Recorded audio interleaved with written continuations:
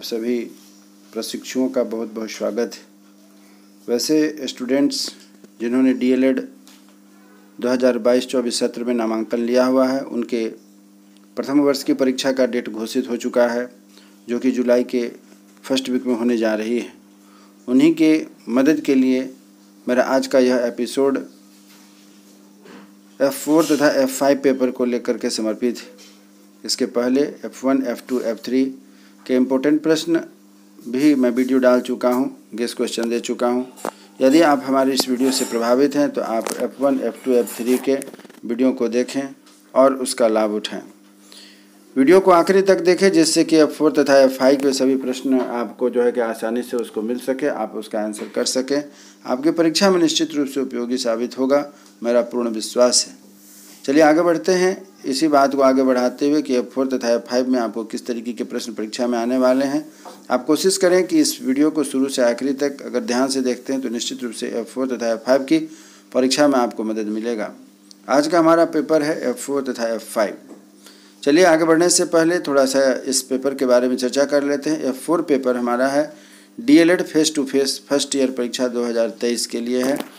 इस पेपर का नाम है विद्यालय संस्कृति परिवर्तन और शिक्षक विकास, school culture change and teacher development.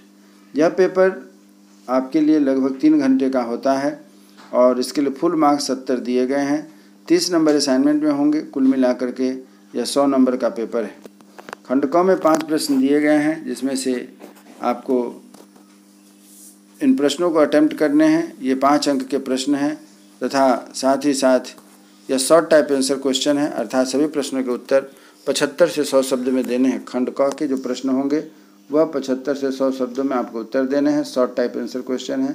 खंड ख में 5 प्रश्न होंगे, जिनमें से किन्हीं 4 प्रश्नों का उत्तर करना है आपको, और वे सभी प्रश्न जो हैं वह 10 नंबर के होते हैं तथा इसके उत्तर आपको 200 से 250 शब्दों में देने हैं। कुल मिलाकर के आप देख रहे हैं यहाँ पर कि 75 नंबर का यह आज का पेपर है, जिसे आप लोगों को सॉल्व करना है और अच्छे अंक प्राप्त करना है। इसी सिलसिले को आगे बढ़ाते हुए आज हम देखने जा रहे हैं कि F4 का जो यह पेपर है, इसमें आपका खंड क के कौन से प्रश्न हैं। तो खंड क के प्रश्न आपके पास इस प्रकार से है कि विद्यालय की अवधारणा को स्पष्ट करें एवं विद्यालय के बेहतर प्रबंधन के लिए प्रधानाध्यापक के रूप में आप क्या करेंगे। विद्यालय की अवधारणा को स्पष्ट करें, अर्थात विद्यालय क्या है, उसकी अवधारणा, प्रारूप, कॉन्सेप्ट क्या है, स्वरूप क्या है, इसके बारे में आपको बताना है। विद्यालय के बेहतर प्रबंधन के लिए प्रधानाध्यापक के रूप में आप क्या करेंगे, अर्थात आपको अपने सुझाव देने हैं कि आप इसमें क्या करेंगे जिससे कि आपका विद्यालय का प्रबंधन, विद्यालय स्कूल मैनेजमेंट अच्छा से चल सके। अथवा विद्यालय में बेहतर वातावरण या चेतना सत्र को बेहतर बनाने के लिए आप क्या करेंगे, इस पर आपको विशेष करके ध्यान देना है। प्रश्न संख्या 1 पूरा होता है। प्रश्न संख्या 2 में हम आगे बढ़ते हैं कि समावेशी शिक्षा क्या है। समावेशी शिक्षा क्या है? तो समावेशी शिक्षा के बारे में हम लोगों को लिखना है कि विद्यालय में समावेशी शिक्षा व्यवस्था के लिए आप क्या करेंगे। पहला है कि समावेशी शिक्षा क्या है और विद्यालय समावेशी शिक्षा व्यवस्था के लिए आप क्या करेंगे। अथवा यह है कि परंपरागत शिक्षा और बाल केंद्रित शिक्षण में क्या अंतर है। परंपरागत शिक्षण और बाल केंद्रित शिक्षण में क्या अंतर है। बाल केंद्रित शिक्षण में संरचनात्मक भाषा, संरचनात्मक उपागम क्यों आवश्यक है। बाल केंद्रित शिक्षण में संरचनात्मक उपागम क्यों आवश्यक है। इसी तरह आगे बढ़ता है। हमारा प्रश्न नंबर 3 होता है, जिसमें यह कह रहा है कि शिक्षकों के लिए प्रशिक्षण क्यों आवश्यक है। शिक्षकों के लिए प्रशिक्षण क्यों आवश्यक है। शिक्षक वृत्तिक विकास की अवधारणा को स्पष्ट करें। शिक्षक वृत्ति विकास की अवधारणा को स्पष्ट करें। अथवा सतत एवं व्यापक मूल्यांकन से आप क्या समझते हैं। सतत एवं व्यापक मूल्यांकन से आप क्या समझते हैं। आपका सतत व्यापक मूल्यांकन से आप क्या समझते हैं। और साथ ही साथ है कि अनुपूरक शिक्षण की व्यवस्था क्यों आवश्यक है। अनुपूरक शिक्षण की व्यवस्था क्यों आवश्यक है। तो इस प्रकार आपने देखा कि प्रश्न संख्या 3 आपका पूरा होता है। अब प्रश्न संख्या 4 की ओर चलते हैं। प्रश्न संख्या 4 क्या कहता है, इस पर भी विचार देने की आवश्यकता है। प्रश्न संख्या 4 कहता है कि पाठ्य सहगामी क्रियाएं सर्वांगीण विकास में सहायक है कैसे। नाम से स्पष्ट हो रहा है कि पाठ्य सहगामी क्रियाएं मतलब पढ़ाई लिखाई के साथ साथ सहगामी और कौन कौन से आप क्रियाओं को एक्टिविटीज़ को चला सकते हैं, इसीलिए कहा गया पाठ्य सहगामी क्रियाएं सर्वांगीण विकास में सहायक है कैसे। अर्थात बच्चों के सर्वांगीण विकास के लिए यह जो पाठ्य सहगामी क्रियाएं कौन कौन सी होती हैं जिससे कि बच्चों को इसका लाभ मिल सकता है भविष्य के लिए, इन्हीं सब बातों को ध्यान में रखते हुए प्रश्न है कि पाठ्य सहगामी क्रियाएं सर्वांगीण विकास में सहायक है कैसे। सीखने की योजना अर्थात लर्निंग प्लान का निर्माण करना क्यों आवश्यक है। सीखने की योजना अर्थात लर्निंग प्लान का निर्माण करना क्यों आवश्यक है। और इसका अथवा में प्रश्न यह कहता है कि राष्ट्रीय शैक्षिक अनुसंधान एवं प्रशिक्षण परिषद के कार्यों का उल्लेख करें। NCERT जिसको कहते हैं राष्ट्रीय शैक्षिक अनुसंधान एवं प्रशिक्षण परिषद के कार्यों का उल्लेख करें। तो इस प्रकार से देखा कि आपने प्रश्न संख्या 4 अभी तक जो प्रश्न आए हैं, अब उससे हम आगे बढ़ते हैं। 4 प्रश्नों के बाद प्रश्न संख्या 5 की ओर है कि जिला शिक्षा एवं प्रशिक्षण संस्थान, जिला शिक्षा एवं प्रशिक्षण संस्थापन के कार्यों का वर्णन करें। डाइट जिसको कि हम डाइट भी कहते हैं, जिला शिक्षा एवं प्रशिक्षण संस्थापन के कार्यों का वर्णन करें।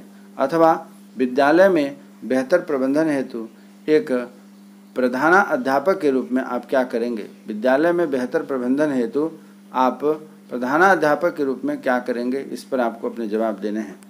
इसी प्रकार आगे बढ़ते हैं। खंड ख के प्रश्न संख्या 6 की ओर कह रहा है कि विद्यालय में दैनिक सत्र में आप क्या क्या कर सकते हैं। विद्यालय में दैनिक सत्र में आप क्या क्या कर सकते हैं, अर्थात डेली रूटीन जो आपका है उसमें प्रतिदिन आप क्या क्या नया कर सकते हैं, बच्चों के लिए क्रिएटिविटी क्या रहेगी।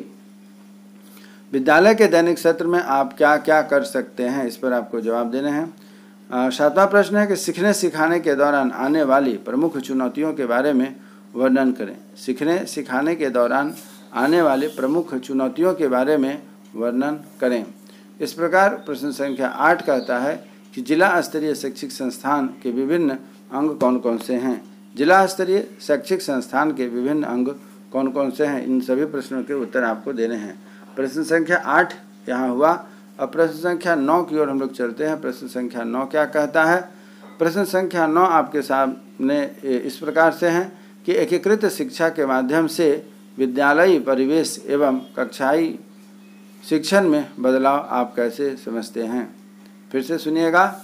एकीकृत शिक्षा के माध्यम से विद्यालयी परिवेश एवं कक्षाई शिक्षण में बदलाव आप कैसे समझते हैं, इसके बारे में आपको बताना है। प्रश्न संख्या 9।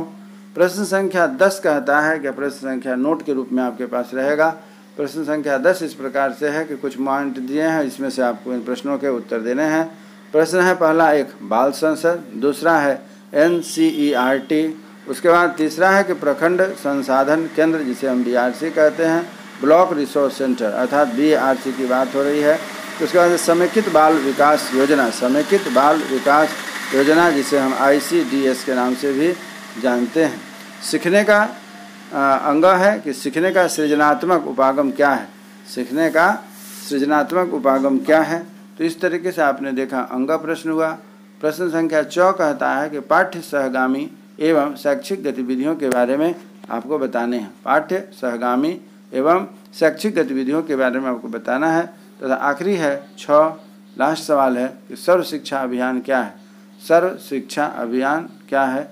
इस प्रकार से आपने देखा कि ये सभी प्रश्न आपके जो पूरे हो जाते हैं, उसके बाद हम लोग C4 का सिलेबस यहाँ तक आपने देखा कि 70 नंबर का पेपर था, जिसे कि हम लोगों ने अपने स्तर से तैयार किया है कि आपकी परीक्षा में अधिक से अधिक अच्छे प्रश्न आ सकें। अब आगे हम लोग बढ़ने जा रहे हैं। उम्मीद करता हूं कि C4 तक के सभी प्रश्न आपके समझ में आ गए होंगे। फिर भी यदि कोई दिक्कत हो तो हमारे कमेंट्स बॉक्स में आकर के आप अपनी समस्याओं को निश्चित रूप से रखें, उसका समाधान करने का प्रयास निश्चित रूप से किया जाएगा।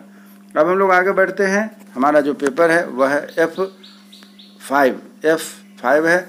F5 में क्या कहा जाता है, इस पर हम लोग चर्चा करते हैं। यह पेपर F5 का पेपर जो है, यह पेपर यहाँ से अब आपके जो फुल मार्क्स के पेपर हैं वह घट जाते हैं। अर्थात F5 अर्थात DLED face to face first year examination 2023 जिसे हम भाषा की समझ तथा आरंभिक भाषा विकास के नाम से जानते हैं। भाषा की समझ तथा आरंभिक भाषा विकास के नाम से जानते हैं, जिसे इंग्लिश में understanding language and early language development के नाम से भी जानते हैं। भाषा की समझ तथा आरंभिक भाषा विकास understanding language and early language development के नाम से जानते हैं।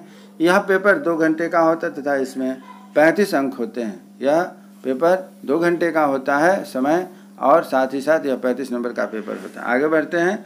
खंड क क्या कहता है, इसके लिए 5 प्रश्न दिए जाएंगे और 5 प्रश्नों के उत्तर जो आप देंगे उसमें से सभी प्रश्न शॉर्ट टाइप आंसर क्वेश्चन हैं।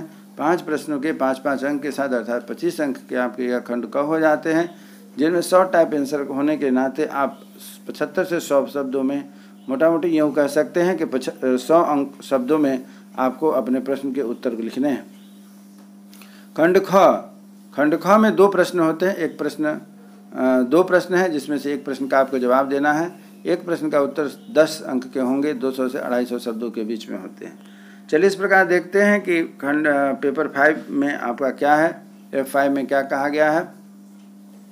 खंड क में है कि भाषा को परिभाषित करें। भाषा एकात्मक क्रिया है। भाषा को परिभाषित करें। भाषा एकात्मक क्रिया है, इसके बारे में वर्णन करें। अथवा प्रत्येक भाषा के शब्दों में स्वर तथा व्यंजन ध्वनि की व्याख्या नियमबद्ध है, इस कथन को उदाहरण द्वारा स्पष्ट करें। प्रत्येक भाषा के शब्दों में स्वर तथा व्यंजन ध्वनियों की व्यवस्था नियमबद्ध है और इस कथन को उदाहरण द्वारा स्पष्ट करें। प्रश्न संख्या 2 कहता है कि बच्चे भाषा कैसे सीखते हैं।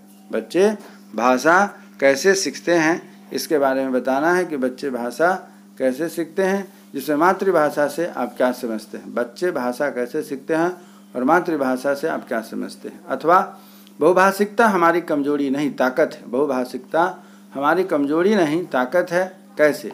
द्रविड़ भाषा परिवार की प्रमुख भाषाओं को लिखें। द्रविड़ भाषा परिवार की प्रमुख भाषाओं को लिखें।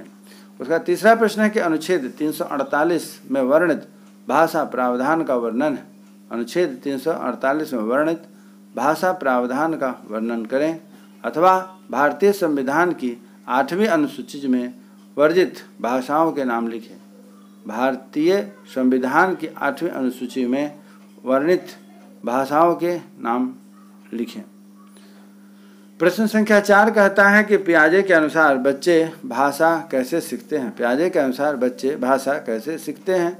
अथवा भाषा के आधारभूत कौशलों को लिखिए।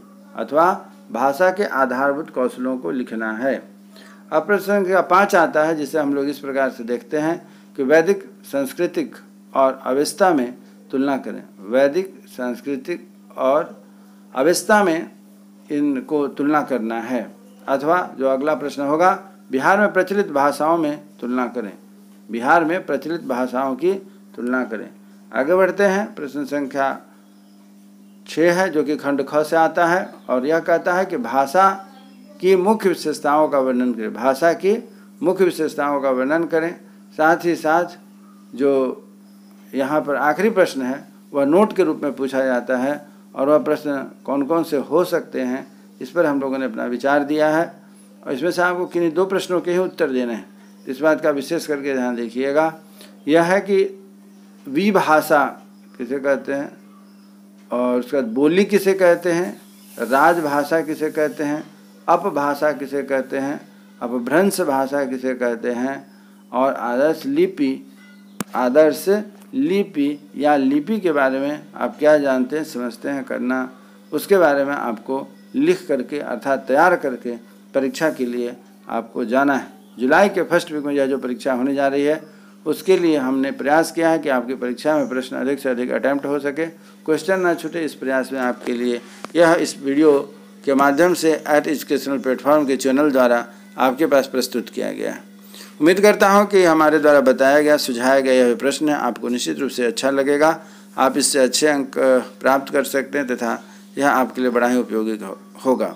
तब तक के लिए आप स्वस्थ रहें, मन लगा कर पढ़ाई करें तथा अपनी तैयारी को बनाए रखें। फिर दोबारा हमारी आपकी मुलाकात एक नए वीडियो में होगी। तब तक के लिए जय हिंद, जय भारत।